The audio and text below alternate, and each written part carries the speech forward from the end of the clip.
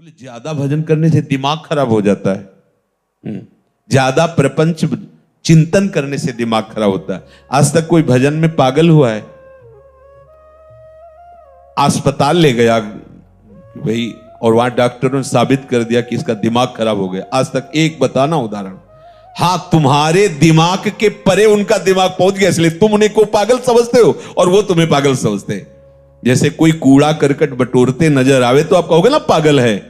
भगवत विमुखता से जो भी तुम संग्रह करते हो सब कूड़ा करकट है, और वो उसको महत्व दिए हैं तो तुम उसका त्याग कर रहे हो, तो उनको लगता है ये पागल है, इसको छोड़ के जा रहा है।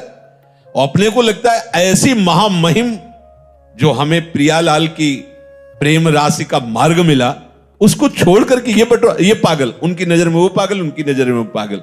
भजन करने में ऐसी महामहिम ज्ञान शक्ति जागृत होती है जो ब्रह्मा जी को नहीं प्राप्त है। मान लीजिएगा, वो महिमा, वो सामर्थ्य ब्रह्मा जी को भी नहीं प्राप्त है। एक भक्त है जो ठाकुर जी को दुलार करके उनके साथ खेलता है, वही ब्रह्मा जी जब देखते हैं कवल लिए हुए बंसी फेट में कांप जाते हैं जब वैभव देखते हैं। भक्त तो नहीं कांपता ना, उनसे लड़ जाता है। मान लो उनके सखाजन उनसे लड़ जाते है ना, इनका श्रेष्ठ सामर्थ्य, ब्रह्मा से भी श्रेष्ठ सामर्थ्य उनकी है। देखो ना, सब डर रहे हैं। प्रहलाद जी क्या डर रहे हैं क्या प्रभु से? कितनी श्रेष्ठ सामर्थ्य है।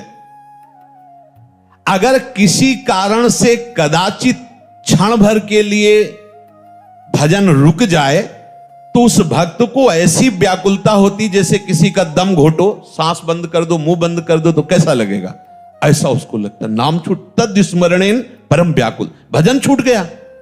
अब आप लोग देखो अपने हृदय में कैसी उपासना हो रही, जरा इन बातों को पकड़िए।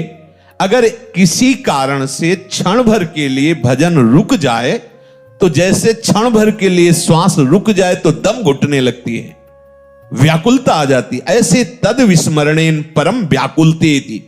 क्या ऐसा होता है? देख लीजिए आप, सावधान।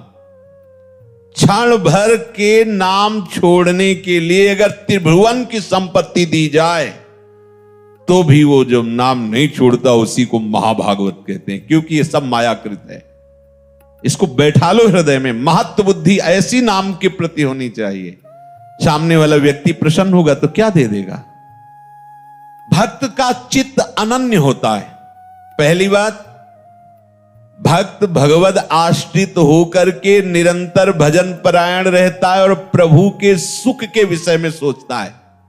चलो उतनी ऊंची स्थिति नहीं तो इतनी बात मान लेते हैं, प्रभु के आश्रित होकर निरंतर भजन परायणता। अब दूसरी बात, भक्त का चित्त अनन्य होता है, केवल प्रियालाल के आश्रित होता है। ऐसे उपासक का नित्य निरंतर स्मरण होता है प्रिया प्रीतम का। जो अनन्य भाव से मेरे को स्वीकार कर लेता है तो एक क्षण के लिए भी मैं उसके हृदय को छोड़ता नहीं हूं। समझिए, जब प्रभु मुझे पकड़ लेंगे तब कैसा आनंद होगा। अभी तो हम प्रभु के नाम रूप को पकड़ने की चेष्टा करते हैं, तब इतनी हिम्मत आ गई कि संसार के भोगों को ठुकरा कर, संसार के संबंधों की परवाह न करके आगे बढ़ रहे हो। जब आप अनन्य चित्त हो जाओगे तो यहां कह रहे, जो अनन्य हो गया है तो प्रभु एक क्षण के लिए भी उसके हृदय को नहीं छोड़ते, तो उसके हृदय में अपार आनंद, अखिल आनंद, अनंत आनंद स्फुरित हो जाता है। अब उसे कोई